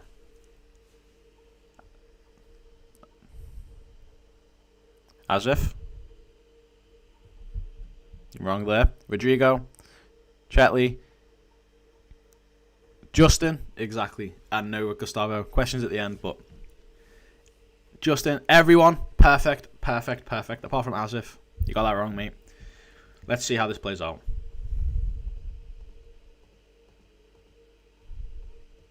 Okay, you were right, guys. We respected the fair value gap, so we came down and took the low.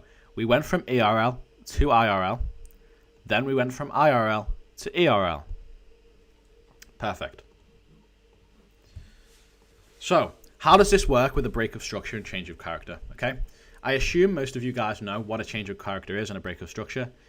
Break of structure is when we form a new low, so we broke the structure here, and a change of character is when we break structure twice. So that'll be a break of structure here.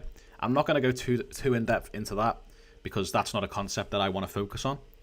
You should already know what that is. If you don't, do not worry. But if you do, you're probably asking yourself, well, how do you tell the difference? What's the difference? Well, you should know, with a break of structure, you should know to wait for price to retrace first, yes? So here, price takes out the low, which is a break of structure, okay? So it takes out ERL, which is a break of structure, leaves behind a fair value gap, retraces into that fair value gap, and that's where you'd look to take your entry. Then we break structure again. Instead of just blindly taking a sell, you wait for price to come and retrace. Where do we retrace back into? The fair value gap. We respect it, so then you can take your entry looking to continue the trend. As I explained, price will take a high, come to an imbalance, and either respect it and continue to take out the high, or disrespect it and come out and take the low, okay? So price takes a high, then forms a fair value gap. From there, it will either respect it and continue the trend, or disrespect it and can come down and take out the other side of the low. This is a change of character right here. Okay, that's a change of character. This is a break of structure. But this is a change of character. So what you want to do is wait for price to come back into the imbalance. And there's ways you can look for price to respect this, which we're going to talk about in the next lecture. But that is how a change of character and a break of structure works. We go from the high to the fair value gap and continue the trend, which would be the break of structure. Or we go from the high to the fair value gap, come down after disrespecting the fair value gap to take out the low, which would be a change of character. Okay, we're not going to go too much into that, but we're just going to focus, on like, what's the difference? That's the difference. They're kind of the same thing. You just want to wait for that retracement. So, liquidity and market structure. What you want to do is align liquidity sweeps with the daily session bias, which we're going to talk about tomorrow, and you want to avoid low liquidity setups. Now, we're coming towards the end of this lecture, guys, okay? So what we're going to do is we're going to answer some questions. I'm going to ask you guys some questions, and then we'll come back for the next lecture in a few days. But for now, I want you to stay here, and just there's a little bit left to learn. So the actionable steps, what I want you to write down from this video, what I want you to be able to do is identify a liquidity zone, wait for a sweep, confirm it with the respect or disrespect of the fair value gap, align it with timing, and use tight stops near the liquidity zones, okay?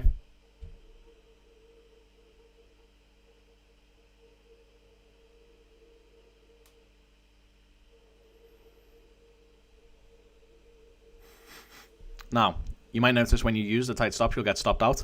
And that's what I want you to do. I want you to get stopped out, but I want you to be able to identify this, okay? I want you to be able to identify the liquidity zones, wait for a sweep, confirm your entry with a fair value gap, align it with the timing, which is like New York session or London session, and use tight stops near the liquidity zones. And what I want you to do, guys, to make sure that you understand this concept fully, join my Discord server after this lecture and send in your attempts at looking at these liquidity zones. So draw the liquidity zones, draw the sweeps, send in a picture of the charts to the Discord channel, and ask me, or ask the channel, whether or not this is valid. And I will get back to you, and other people too. Okay? So if everyone does that, and everyone helps each other, everyone here will fully understand what this is. Okay? That's the goal here. I want everyone to understand exactly what I've just shown them. So using your notes after this lecture, go and look on the charts, send in your examples to the Discord server, which is in the link in the description, which is completely free, and help people with their questions, and also ask your own questions, and that way it's just a continuous loop of everyone learning exactly what I've taught them today. Okay? So I want you to do that. And the key takeaways from this lecture should be: liquidity is the market's fuel. Combine liquidity with fair value gaps and timing and AMD for precision. We're going to talk about that more in the next lecture. But for now, the key takeaway should be everything revolving around liquidity. Okay? Now, I've got a couple questions for you guys. So,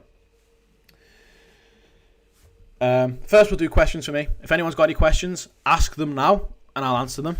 We're going to just do that for a couple of minutes. If anyone's got any questions, ask them now and I'll get back to you.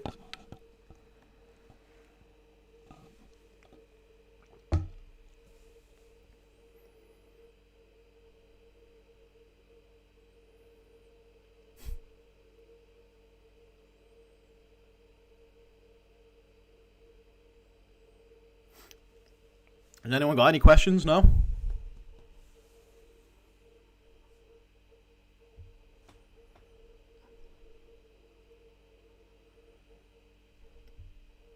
Okay. So when you place an order, how many pips above the high or low is your stop loss? We're going to cover that tomorrow in more depth, but basically you don't base your exits on pips, okay? If you're getting in because price has formed a pattern, or, you know, for example, price has respected a fair value gap here. If you're getting in because price has respected a fair value gap, you don't want to get out just because you want this amount of pips. You want to look at the structure. So you'd go, well, there's this liquidity zone right here, which is the fair value gap.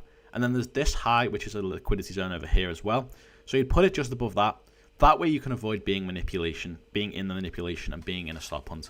So it's not a pip amount. You wouldn't say, I keep my stop loss 20 pips away from price. You would say, I base my price 2 liquidity zones away. I base my stop loss 2 liquidity zones away from price. So you would not say pips, you would base it on price structure. Is this recorded? Yes, this is recorded. It's on YouTube. So like after this stream ends, you'll be able to watch it back. Once I've finished all the lectures, I'm going to put them all into one video and upload it onto YouTube as well. What does a fair value gap represent? A fair value gap represents a place where people are panic buying or panic selling, leaving behind a gap of fair value. It represents a gap in the markets which price has to come back to in the future. What if fair value gap break and continue the trend? Well, that can happen. But what I'm going to show you in the next lecture as well is the low probability IFVGs. So if a candle was to if a fair value gap was to get disrespected in 6 candles or less, if an IFVG is formed in 6 candles or less, it is higher probability. So if it's after 6 candles, it's low probability. If it's during a low volume time, it's lower probability. What time frame is good to start with? Any time frame is good. I started on the 4 hour, then we moved to the 1 minute, and now I'm on the 15. So I would recommend start on the 15-minute time frame and use the 1 hour time frame as well. Is there a stream tomorrow or at a later date? The next live lecture is on the 4th of the 1st. So it's on Friday, I think. It's on the 4th of the 1st.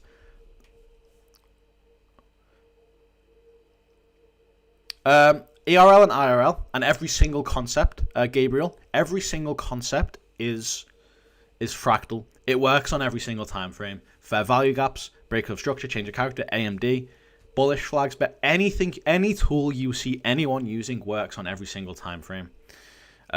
So what I would say is 5 min, yes, ERL and IRL works on the 5 min. Best way to confirm the stop hunt. The best way to confirm the stop hunt is to wait for a fair value gap to be inversed. And it's not really about it's not about getting in after the stop hunt. It's about avoiding the stop hunt. So you would get in and place your stop loss in a place where price is least likely to go if there was a stop hunt. It's very hard to avoid one. So what you do is just adjust your stop loss to suit. So for example, we have this high, for example, right? We have this high right here. So people would see this high. People would see this high form. People would see the fair value gap being respected. So they'd sell here, yeah, place their stop loss just above it, like just above the high right here. Okay. Then price comes and takes them out, only to move in that direction. So it's not really about getting in after the stop hunt. It's more about doing that and also placing your stop loss in a place where you will avoid being in a stop hunt. So over here, for example, if price was to come up here, it would then inverse this fair value gap, which would then change character, which makes us look more bullish than bearish. So you would be in a position where you're wrong. For liquidity sweep, does the candle need to close below the low of the low price of the ERL? For liquidity sweep, does the candle needs to close? No. So I think what you mean is, does it have to so like this low right here, does it have to close below this low in order for it to be a sweep of liquidity? No, it does not. It can just wick down it can just touch down and then continue back up, exactly like we did over here. So see how this high right here, see how we came up and took this high without closing above it? That is still a valid liquidity sweep because it's where price has gone. Okay. Align timing, what does that mean? So Lennon, align timing means to trade when there's higher volume, and that would be London or New York session. Alex, that's Saturday. Thank you. Okay. How to identify reversal. So to identify a reversal, what you want to see is price respecting the fair value gap. And there's ways this can work. We can come into the premium or the discount zone, or we can look for a lower time frame candlestick pattern. If we go back, you will probably see a lower time frame candlestick pattern here.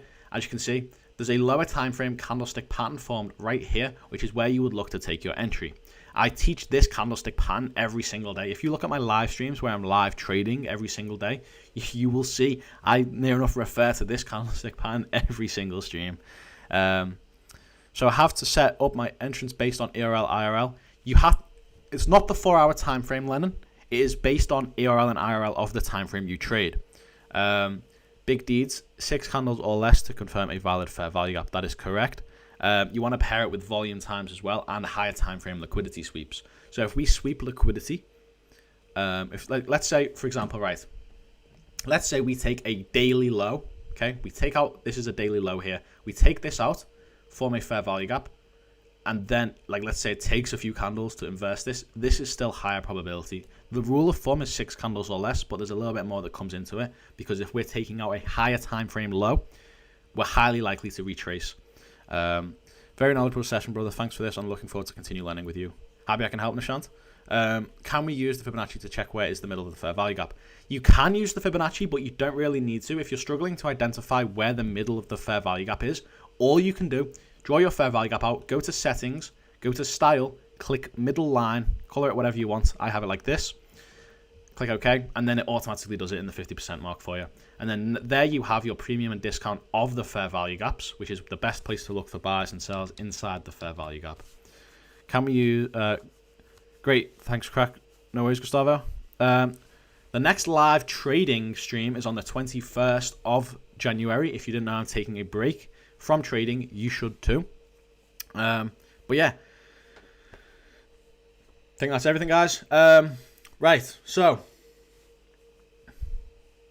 bit of a corny question here, guys, but I want to ask you guys, what's one thing you will focus on after learning all of this from the stream? So what's one thing you've learned from this stream, guys? Let's see if people have actually learned something.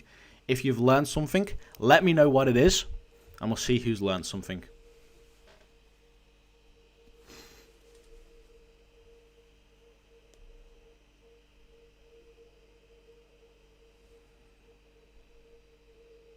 I said it 21 times. Jeez. Perfect. That's what we like to see.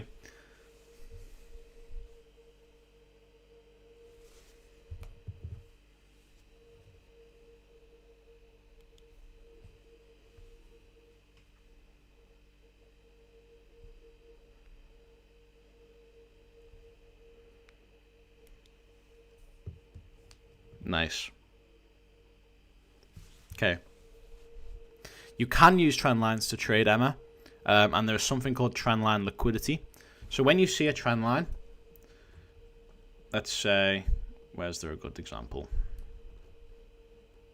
Like here, okay?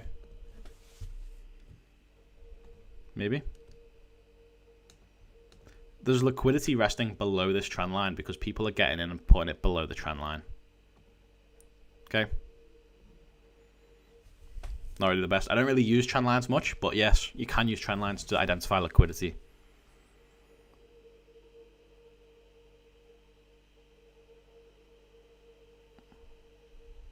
Nice. I'm happy to see so many people have learned something. This is crazy, guys. It's so nice to see. Looks like ERL and IRL and price seeks liquidity and seeks to offer fair value were the two most learnt subjects. I'm happy you guys understand that. I'm happy I was able to explain it in a way you can understand as well. It's very nice to see. Okay, guys, so that's pretty much everything. All I would ask from you guys now is like the stream and take those actionable steps. If you've learned something today, like the stream, join the free Discord, make sure you, what I'm going to do is, very quickly, what I'm going to do is I'm going to put the link to the stream on Saturday just below this stream. And what I want you to do is click that link and go and click the bell, and it will notify you when I go live there. Okay, so like the stream, join the free Discord, and just give me a moment to change the link in the description, and what you'll be able to do is join next stream from that link.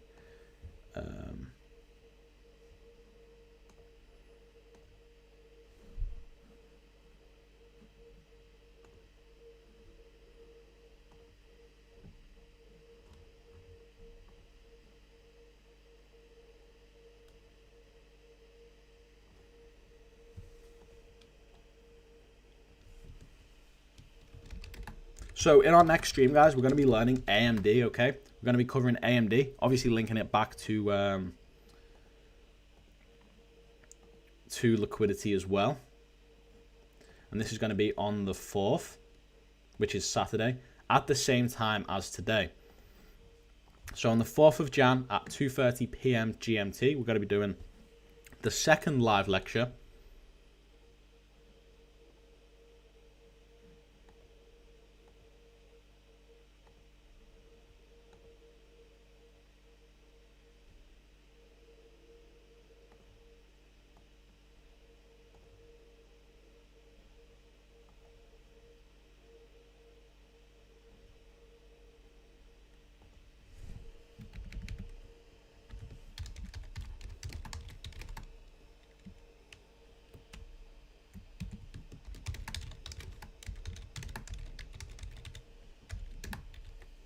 Right, so now guys, there should be a link to join my next live stream underneath this video.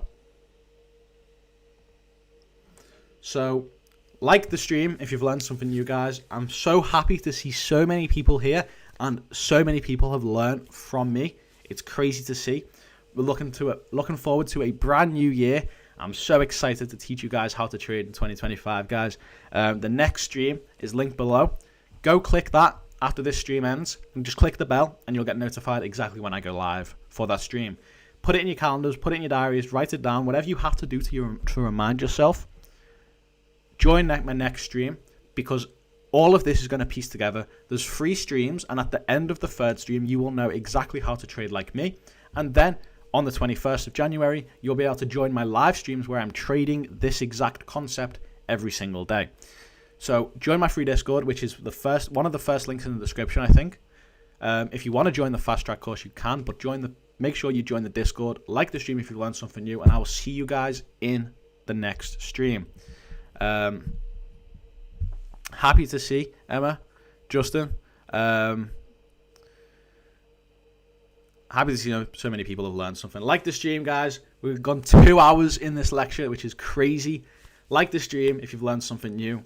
Subscribe, join the free Discord, share your analysis in the Discord so I can understand if you've learned this or not. Click the bell for the next stream, and I will see you guys in the next stream. Take care, guys. Have a lovely New Year's with your family. I hope you've learned something new. Well, you clearly have, because you've said something, but take care, guys. Have a good rest of your day. Have a good New Year's. And, yeah, take care, guys. Take care, Dan. Big Deeds. Alex. Yes. Sorry. My apologies. Before you go, guys, we do have a giveaway to do, which I completely forgot about. If you're still here, I need you to spam W right now. Spam it. And the person, I'm just going to pick one random person, and then all you have to do is message me on Discord. So if you're still here, well done, because we're going to be doing the giveaway. I completely forgot about that. Thanks for reminding me.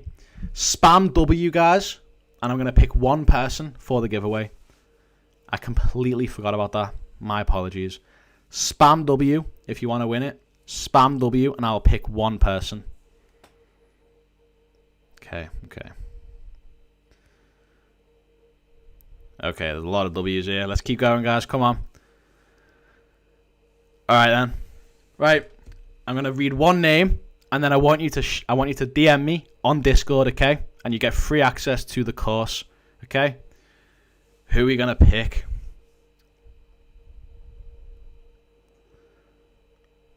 Okay. Right. The first name I see when I look back on the screen, I'm going to read your name out and I need you to shout me out on Discord. Message me on Discord for your free access, okay? So, the winner, Little Legs.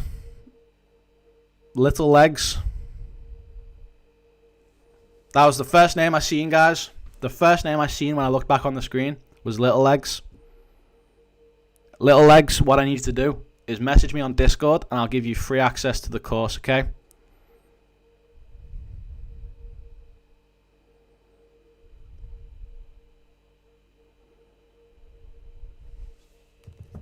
This is crazy.